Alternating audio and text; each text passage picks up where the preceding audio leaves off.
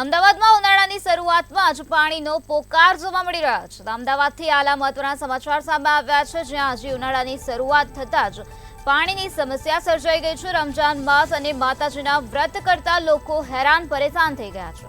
ખાનવાડી, ગફુર બસ્તી, ગુલાબનગરમાં પાણીની સમસ્યા સર્જાઈ ગઈ છે. પાણી સમયસર ન આવતા લોકોમાં રોષ જોવા મળી રહ્યો છે. ત્યારે પૂરતું પાણી ન આવતા તહેવારોમાં લોકોને હાલાકી ભોગવવાનો વારો આવ્યો છે.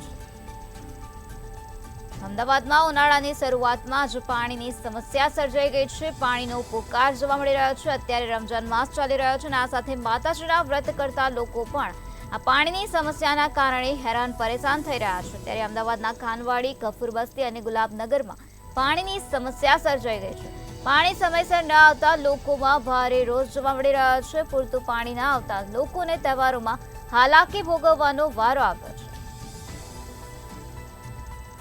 હજુ ઉનાળાની શરૂઆત જ થઈ છે, ત્યારે પાણીની સમસ્યા સ્પષ્ટપણે નજરે પડી રહી છે. અમદાવાદના ખાનવાડી, ગફુર બસ્તી અને ગુલાબનગરમાં પાણીની સમસ્યા સર્જાઈ ગઈ છે. ત્યારે રમજાન માસ અને માતાજીના વ્રત કરતા લોકોને હેરાન પરેશાન થવાનો વારો આવ્યો છે. તો પાણી સમયસર ન આવતા લોકોમાં નારાજગી જોવા મળી રહી છે. લોકોમાં ભારે રોષ વ્યાપેલો જોવા મળ્યો છે. ત્યારે પૂરતું પાણી ન આવતા લોકોને તહેવારોમાં હાલાકી ભોગવવાનો વારો આવ્યો છે.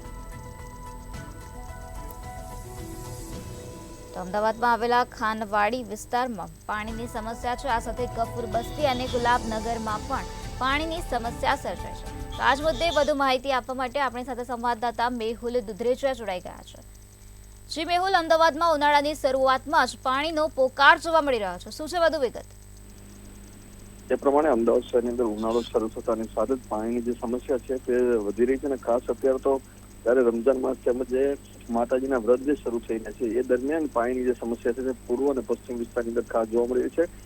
પૂર્વના જે અમુક વિસ્તારો જે આવેલા છે જ્યાં પાણીની ઘણી બધી સમસ્યા જોવા મળે છે. ગફુરવાડી હોય, ગુલાબનગર હોય, આ તમામ જગ્યાઓ પર પાણી જે છે તે સમયસર આવતું નથી. સાથે જ પ્રેશર ઓછું હોવાને લીધે પાણીની જે સમસ્યા છે તે દિવસે ને દિવસે વધી છે. આવી જ જે ઘટના છે તે વૈષ્ણોદેવી વિસ્તારની અંદર પણ થઈ રહી છે. વૈષ્ણોદેવી વિસ્તારના ઘણા બધા વિસ્તારો જે સોસાયટીઓ આવેલી છે તેની અંદર પણ જે પાણીની સમસ્યા જે થઈ રહી છે, જેનાથી સ્થાનિકો જે છે તે ત્રાહિમામ પોકારી ચૂકે છે અને વારે વારે રજૂઆતો કરવા છતાં પણ તેની સમસ્યાનું નિરાકરણ ન આવતા તેઓ આવેદનપત્ર આપવાની પણ જે આજે ચીમકી ઉચ્ચારી છે.